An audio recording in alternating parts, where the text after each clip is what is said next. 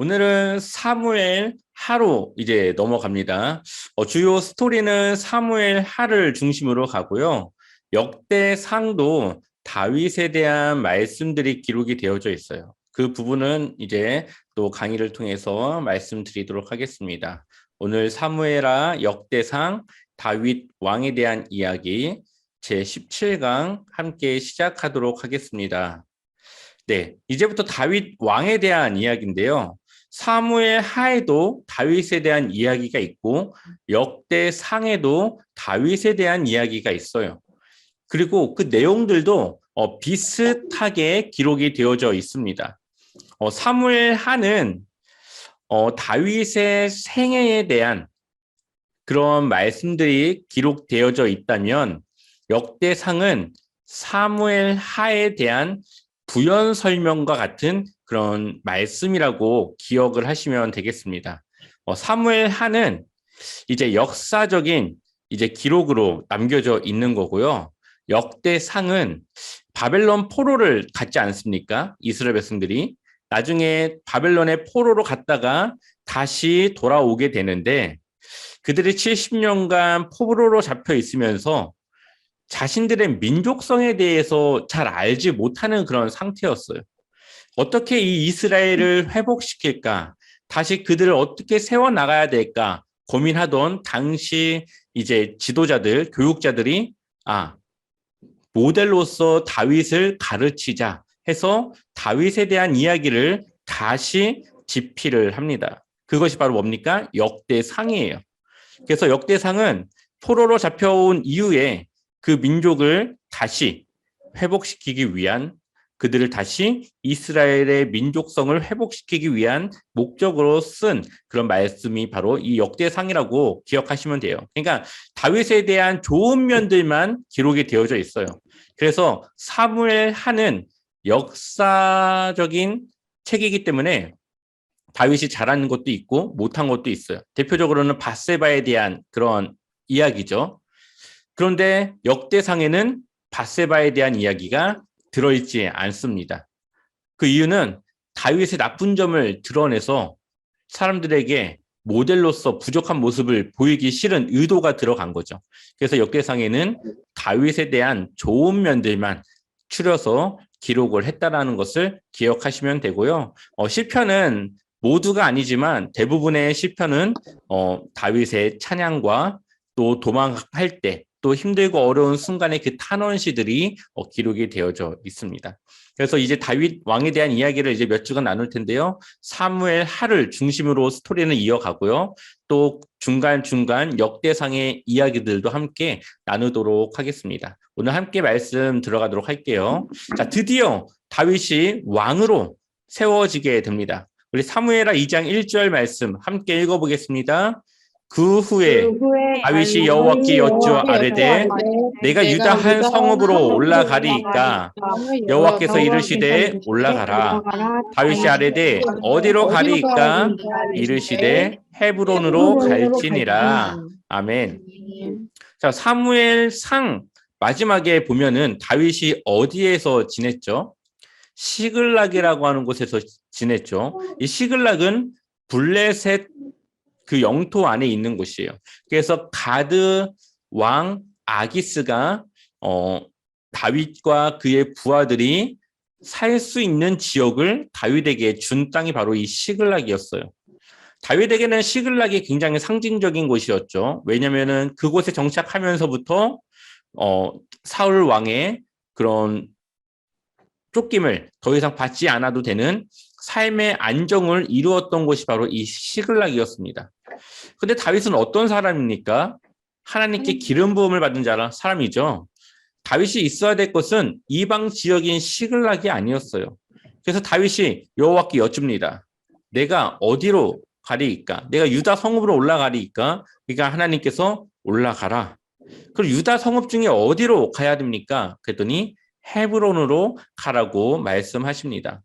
그리고 다윗은 그 즉시 하나님의 말씀을 듣고 길을 떠납니다. 그의 식구들과 함께 모두 시글락을 버리고 하나님이 가라고 했던 헤브론으로 옮겨가게 되는 것이죠. 자, 한번 2장 4절 말씀도 한번 읽어볼게요. 함께 읽겠습니다. 유다 사람들이 와서 거기서 다윗에게 기름을 부어 유다 족속의 왕으로 삼았더라. 어떤 사람이 다윗에게 말하여 이르되 사울을 장사한 사람은 길르앗 야베스 사람들이니이다 하매. 아멘. 자, 이제 유다 사람들이 다윗에게 무엇을 했어요? 기름을 부었어요. 이 기름을 붓는다고 하는 것은 그를 왕으로 인정한다고 하는 뜻이었고, 그래서 다윗은 유다의 왕이 되어지게 됩니다. 이때 당시 사회적인 상황들을 보게 되면은 사울이 죽었고, 이 사울의 아들이었던 이스보셋이 사울을 이어서 왕으로 세워진 시기였어요. 그러니까 이 유다도 누구를 섬겨야 됩니까? 이스보셋을 섬겨야 되는 것이죠. 그런데 이 유다 사람들이 누구를 왕으로 인정해요? 다윗을 왕으로 인정해요. 그러니까 11개의 지파는 모두 이스보셋의 영향력 아래 있는 것이고, 이 유다만 따로 이 다윗을 왕으로 삼아서 독립적인 이제 활동을 하게 되는 것입니다. 그리고 이제 이 유다와 이스라엘이 부딪히는 일들이 일어나기 시작합니다. 다윗이 헤브론에서 유다 족속의 왕으로 몇 년 동안 있었다고요? 7년 6개월 동안 있었다는 것이죠. 다윗은 총 40년 동안 이스라엘의 왕으로 있었는데 이 40년 중에 7년 6개월은 헤브론의 왕으로, 그리고 나머지 기간은 이스라엘의 전체 통합적인 왕으로 이제 그가 왕으로 했던 것을 보게 됩니다. 자, 사울 왕의 아들인 이스보셋이 이제 왕이 되었고 이스라엘을 통치해요. 그리고 유다만 누구를 왕으로 삼았어요? 다윗을 왕으로 삼았고 독립적으로 행동을 하게 됩니다. 자, 이러다가 이제 기브온에서 다윗의 부하들과 이스보셋, 이제 이스라엘의 왕이었던 부하들이 서로 격돌을 하게 됩니다. 12명씩 사람을 뽑아서 이제 서로 누가 이기느냐 이제 시합을 하듯이 전쟁을 시작해요. 결과적으로는 다윗의 부하들이 승리를 하게 됩니다. 이러면서 이제 유다와 이스라엘 간의 격돌이 크고 작게 일어나기 시작하는 것이죠. 자, 3장 1절 말씀 같이 한번 읽어보겠습니다. 함께 읽겠습니다. 사울의 집안을 따르는 백성과 다윗의 집안을 따르는 백성 사이에 오랫동안 싸움이 있었습니다. 다윗 집안을 따르는 사람들은 점점 강해졌고 반대로 사울 집안을 따르는 사람들은 점점 약해졌습니다. 아멘. 자, 다윗은 유다 지파죠. 그리고 나머지 11개는 바로 이 이스보셋의 이스라엘이라는 나라로 나눠져 있습니다. 근데 다윗이 다스리고 있는 유다는 어떻게 돼요? 점점 강해져요. 반대로 사울 집안 이스보셋이 통치하고 있는 이스라엘은 점점 약해져 가고 있는 상황에 직면하게 됩니다. 그런데 이스보셋이 사울 왕의 아들이었고 또한 왕으로 세워졌지만 그 뒤에는 아브넬이라고 하는 사람이 있었어요. 쉽게 말하면 이스보셋은 바지 사장 같은 거예요. 그냥 왕으로서 그냥 아브넬의 명령을 듣는 그러한 역할밖에 하지 않는, 그래서 왕이었던 이스보셋 뒤에서 아브넬이라고 하는 이 용사, 이 장군이 이스보셋을 움직이는 역할을 합니다. 그러니까 실질적인 권력자, 실질적으로 이스라엘을 지금 다스리고 있는 사람은 누구예요? 아브넬이에요. 그러니까 아브넬이 이제 그러한 상황 속에서 이스보셋을 왕으로 세운 겁니다. 그런데 갑자기 아브넬이 이스라엘의 왕으로 다윗을 세울 것을 말하면서 다윗을 찾아가게 됩니다. 이것은 거짓말이 아니라 실질적으로 자신이 다윗을 왕으로 세우기 위한 진심을 가지고 간 것이에요. 근데 다윗이 조건을 말하죠. 자신의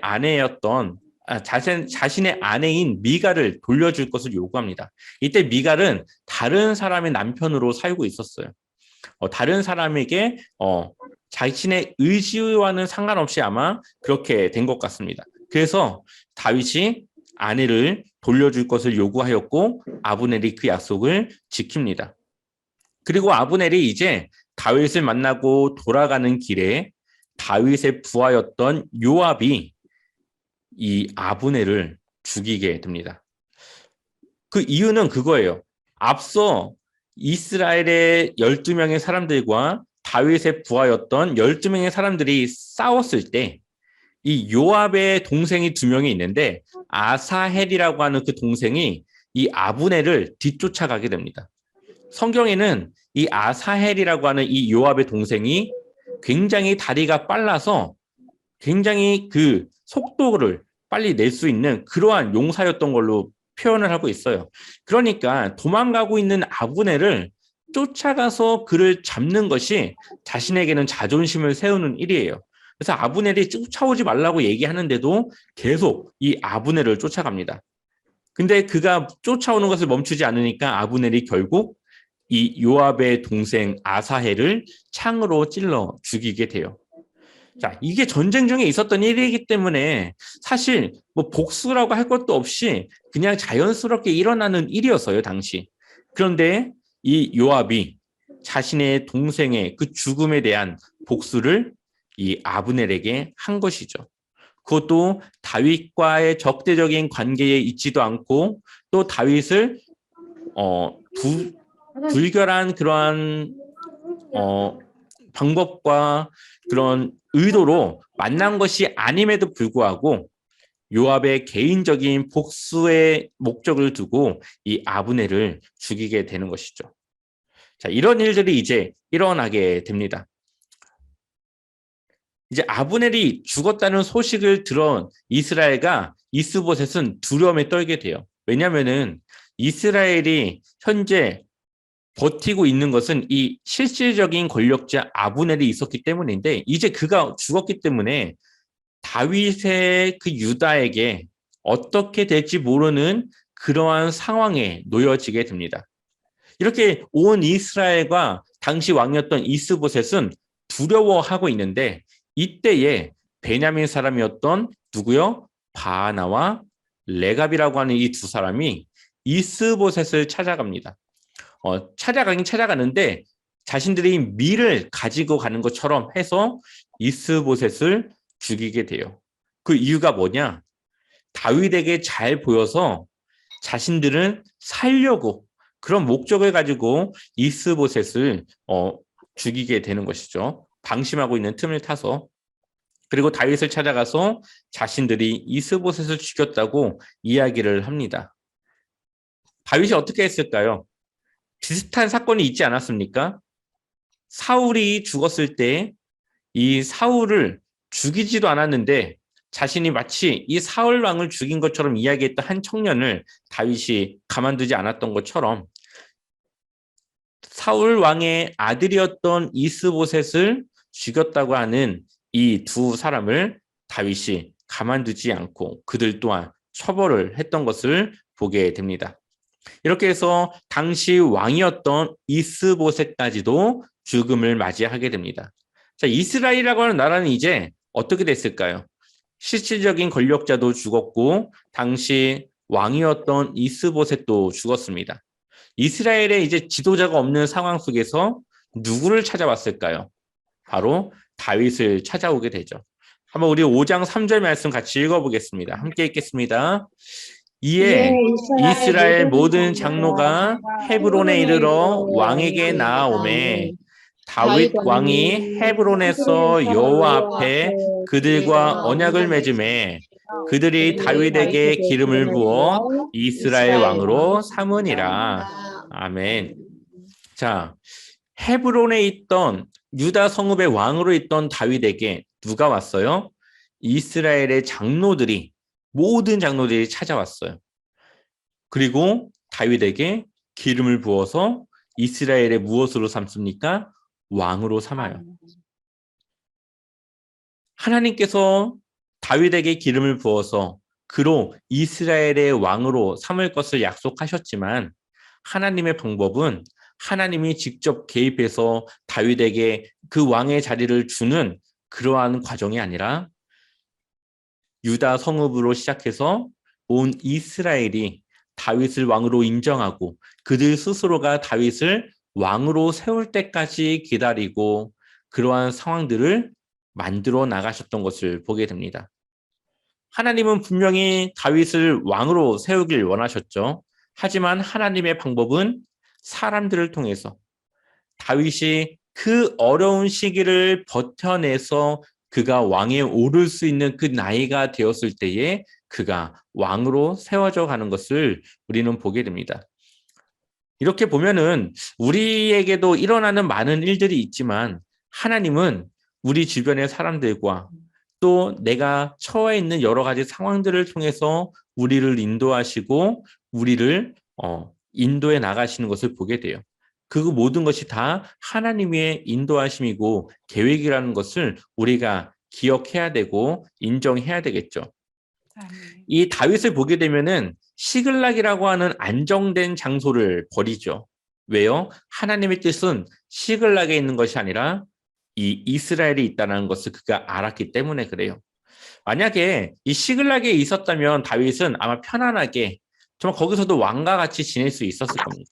그럼에도 불구하고 그가 싸울 수도 있고 사람들이 자신을 적대할 수도 있고 사울 왕의 그 영향력 아래 있었던 이스라엘로 다시 되돌아간 것은 하나님의 뜻을 따라 그가 순종하고 나아갔던 것을 보게 되죠. 때로는 우리의 삶 속에 여러 가지 것들을 두고 고민할 때에 우리는 나의 안정과 또 나의 생각된 계획과 내가 정말 더 낫다고 하는 그러한 방법을 따라서 결정을 할 때가 있지만 하지만 우리가 정말로 따라야 될 것은 하나님의 뜻을 따라서 하나님이 원하시는 것이 무엇인지를 우리가 고민하고 그 하나님의 결정을 따라 살아가는 것이 더욱더 중요한 것을 오늘 이 다윗의 말씀을 통해서 알 수가 있어요. 그러한 삶을 하나님은 책임지시고 하나님은 그 삶을 통해서 사용하십니다.